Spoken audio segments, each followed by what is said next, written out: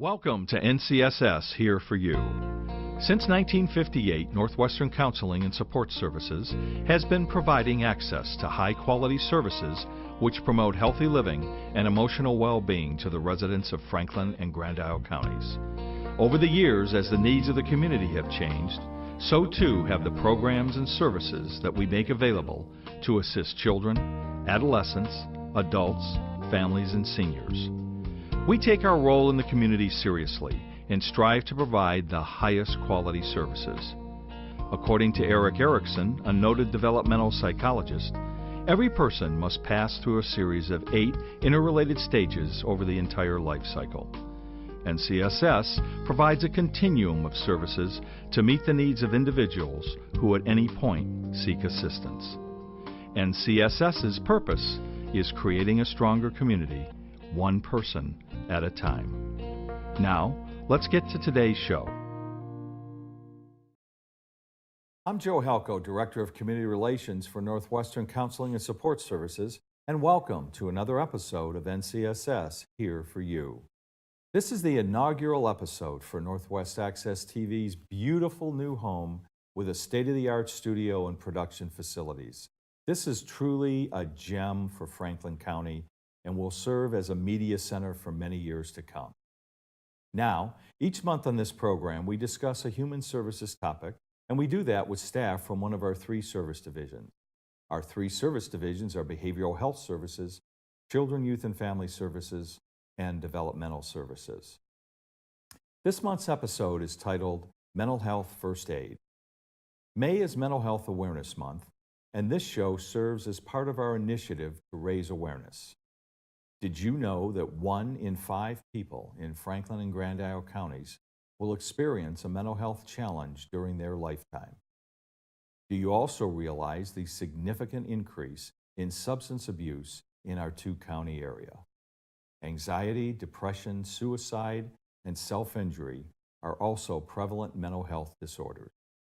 Mental Health First Aid Training is a program aimed at reducing the stigma of mental health for people who live with it and for the community at large by educating people about the importance of early intervention to prevent a mental health crisis.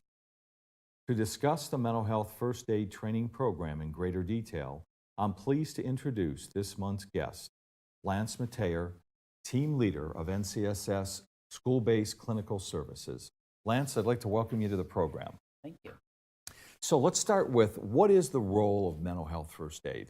Sure. So Mental Health First Aid is an 8-hour training program. It's a public education program that we provide to our community, which really teaches the signs and symptoms. So it teaches community members how to recognize the signs and symptoms of a mental illness or mental health challenge. But beyond that, it actually teaches how to intervene. So we teach what to do and what to say, and we actually practice during the training different scenarios about how we may approach someone and how we may support. And what are the goals and outcomes overall of the training? So there are a couple of different goals for the training. The first is that when first aiders leave the training, that they actually have the skills and knowledge to be able to support someone through a mental health crisis or a mental health challenge. So we talk a lot about resources that are available within the community. So we talk about NCSS services, but also private services as well that are available to our community members. So another really big outcome is that we talk a lot about suicide and suicide assessment during the training as well. So through taking the training, you won't be trained to actually assess someone for a risk of suicide. So we always encourage and ask that if someone potentially is suicidal, that they're referred back to professional support. But you will learn a lot of the risk factors and warning signs to suicide, and you'll learn how to support someone who may be suicidal throughout the training. Oh, sorry. Yeah. So we also talk a lot about stigma as well. So I think the mental health first aid training is a really good opportunity for us to think about how mental health impacts us as individuals, but also community members. And we really address and talk about the stigma that is out there and really the bias sometimes against people living with mental health challenges. Well, and the interesting thing is that, the statistic that I talked about in the introduction is the fact that I think a lot of times people think it's the we of the people with physical ailments, whether it's diabetes or cardiac arrest or whatever the case may be, versus the they of something that is brain based, which is kind of an interesting dynamic when you think about it, because the last time anybody checked, of course, the brain is an organ of the body, just like the heart and the liver and the kidneys, et cetera. And it's very complex, as we all know. And there's a myriad of things that in the circuitry that can go awry. So I always find it rather interesting when it's kind of the we, they, the physical versus the mental, with in essence, they're both combined. If you're going to treat the whole individual and, what they're dealing with in life, you really have to treat both the physical and the mental in combination to help someone to, make it through certain circumstances. I know a lot of times we talk about the person who may have just had knee surgery, as an example, and maybe they were a runner their entire life. And the doctor comes in and says the good news is that because of circumstances, you're going to heal perfectly fine. But the bad news is because of your particular age and maybe some other circumstances, you're not going to be able to run anymore. Now, maybe the person's been a runner their entire life. They have two paths they can take. One is to accept that and come up maybe with a walking plan or some other sort of plan.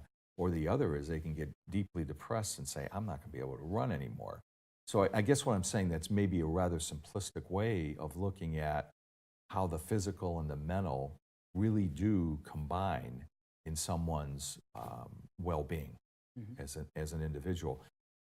And you mentioned about mental health first aid does not mean somebody is going to become a therapist. Right. I mean, just like regular first aid Right. doesn't mean that somebody becomes a doctor and they go out and diagnose a situation. Absolutely. So what you're saying is very much aligned, I think, in the same way. Absolutely. And I really equate the physical first aid, CPR, that we take, and a lot of people are actually trained in, to mental health first aid. So in CPR first aid, we're not taught how to ventilate someone in the field, right? We're taught how to assess the scene and safety and provide just immediate care and support for a person. So it's pretty much the same with mental health first aid as well. So we're not providing diagnosis, we're not providing cognitive behavioral therapy, and we're not providing even a suicide assessment, to say that this person is safe, even though they're talking about suicide. Really, we're just learning the basic steps of how to support someone through a mental health challenge or crisis and refer them to appropriate professional supports. No different than if somebody that you're working with today, as you go into their office, they say, boy, I'm not feeling quite right. I'm not sure what it is, but I have a pain in my stomach or side or whatever. And you may be encouraging and say, perhaps you ought to go to your primary care doctor. Right. Same scenario, same situation is really what you're talking about. Absolutely. Yeah. And so, I mean, the fact is that, a lot of us are trained in medical first aid or CPR, but we are actually much more likely to encounter someone experiencing a mental health challenge or mental health crisis versus a cardiac emergency. So really our mission is to get this training out to our community because mental health challenges or crises are very prevalent in our population, and we need to talk about that, and we need to know how to address it and how to support someone, or even potentially ourselves, if we're in that situation. And you've already mentioned stigma, and I think because of the stigma, of course, so many people, the last thing they would want to do is deal with anything that has to do with mental health. Although, as you're going to show, through this training, people can at least become more understanding of certain types of behaviors and circumstances that people. Absolutely. Yeah, sometimes there's guilt or shame associated with having a mental health challenge or a mental illness. And I think that the community, we're working hard to change, but still, there is that stigma in the community, and that prevents people from accessing care. It prevents people from talking about their stories and seeking support and treatment. I kind of think about if I had a neighbor that broke their leg maybe or was in a car accident and was immobile, I think about the support that I would provide to them. I would probably go to their house if it was the winter time, maybe help them shovel snow. Sure, If they sure. needed a ramp built, I would help them to do that.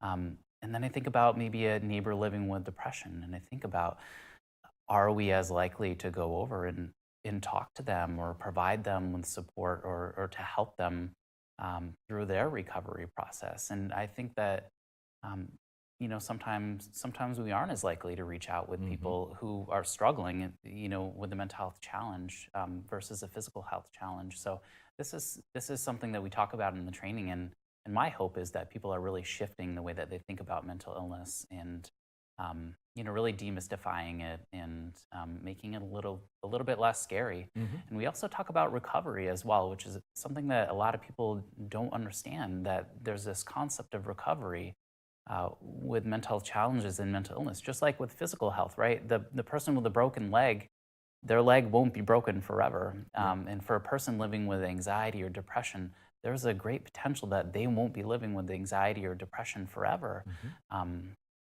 with either self-help that they provide to themselves or potentially professional help as well, so Hmm. they can reach a place of wellness and recovery. So, we look at some of the disorders like depression, anxiety, substance abuse. They've always been very prevalent. How does the training address these areas? Sure. So each of those different disorders, as long as, or with psychosis as well, we Hmm. actually talk about in the mental health first aid training. So we talk about signs and symptoms really specific to each disorder, risk factors, and also protective factors as well. So protective factors are the things that can actually prevent a disorder from developing or increase the chance for recovery.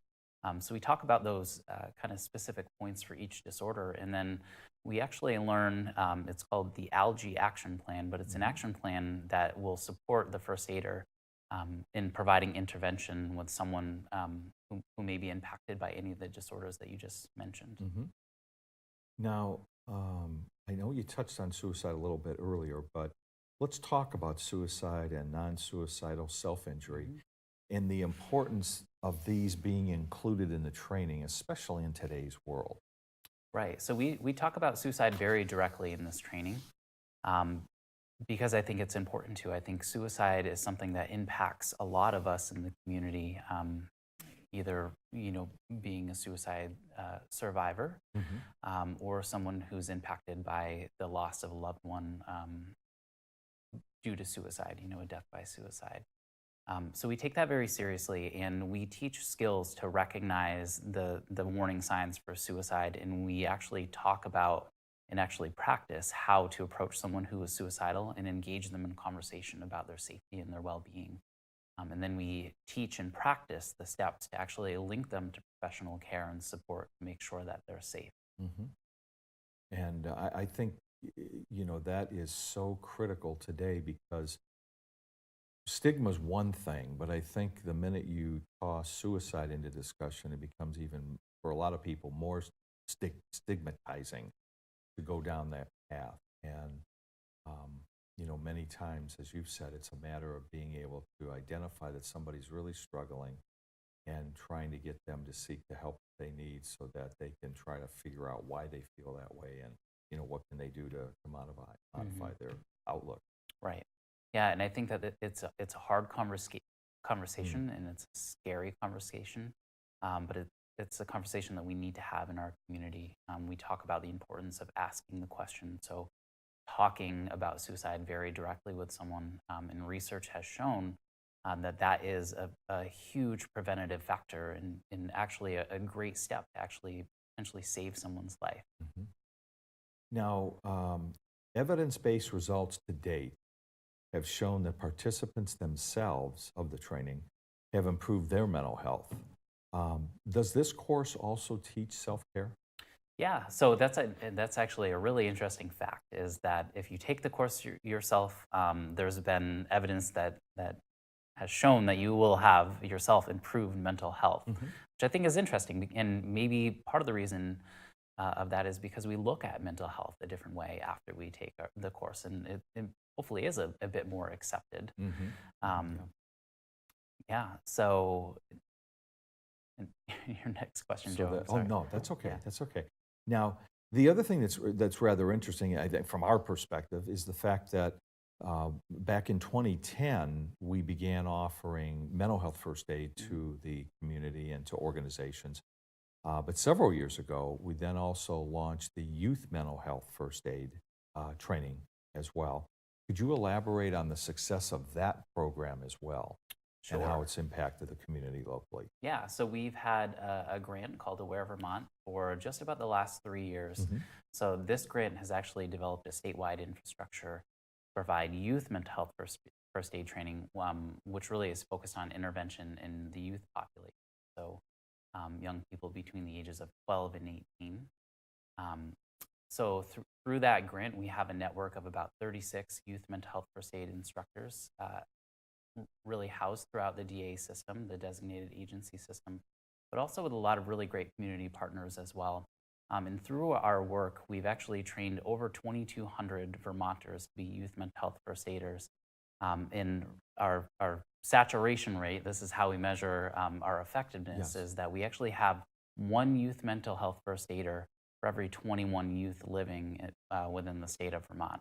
So I think That's we're pretty incredible. proud of that. Yeah, and really the goal of the grant is to, in our work, is to increase early intervention for youth so that they're not struggling with a an undiagnosed or untreated mental health challenge or mental illness.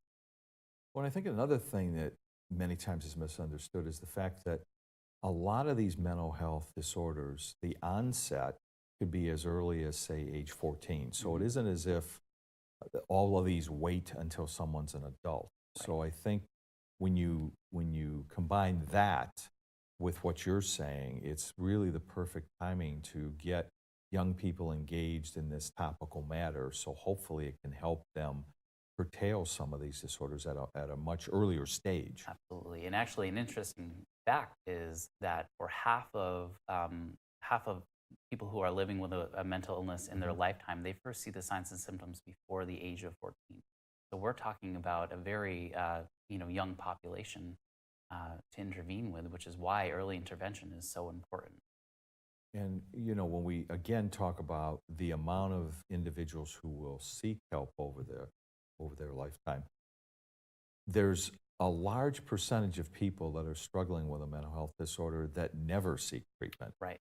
And I think the second part, if you could speak to, is the fact that even those that do seek treatment many times wait 5 or 10 years. Now, Right. would you do that again with a physical ailment? Of course, the answer is no.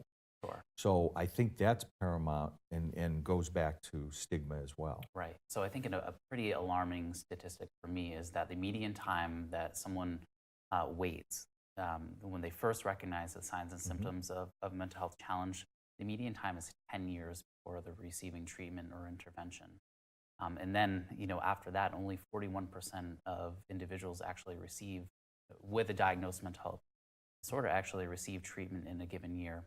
Um, so I think we really want to bring that 10-year number down so that people are receiving treatment a lot earlier.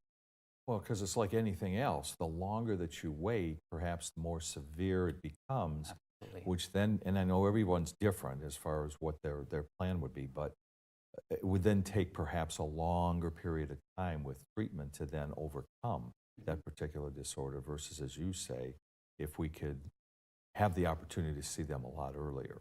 Absolutely. Right. And I think that there are a lot of different factors that go into that 10-year time. Part of it is because people aren't educated to recognize the signs and symptoms of mental illness because it's something that we don't necessarily talk about in Hmm. our Hmm. community. I think another reason is back to that piece around stigma that we talked about earlier. Even when someone does recognize that they're experiencing a challenge, we don't talk about it because there's sometimes guilt or shame associated with that. So that can prevent us from seeking access to care. And this gets back to this month being Mental Health Awareness Month. Mhm. And the fact that we really need to celebrate the fact of being able to openly talk about um, any and all mental health disorders and be able to sit around a table like you and I are and have people talk about these things freely, as opposed to, as you say, having all that guilt or pent up guilt, because there really is no need to when they can really start on a road and a path a lot earlier. Absolutely. Yeah, and I think that's the goal of our programming and the message that we really want to get out to the community. Oops, I'm sorry. So, I know we're talking a bit here today about stigma, but I really do believe that NCSS as an organization, has a role in trying to break down that stigma so that people truly can start to talk about it. Because as I've always said, if we don't do it, who else is going to do it?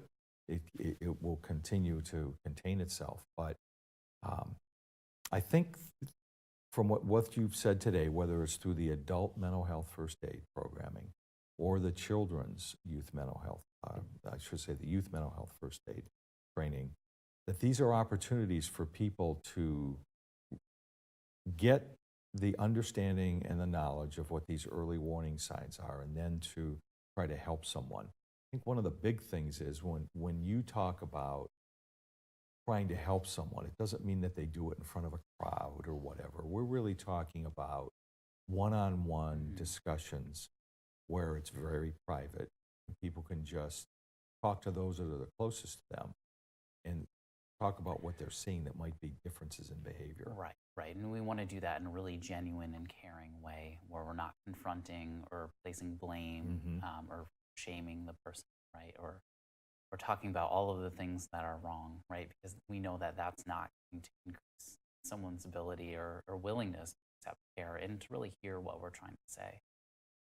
So one of the things I want to ask you about before we leave today is, I know you had an incredible youth mental health first aid training of the entire staff at MVU.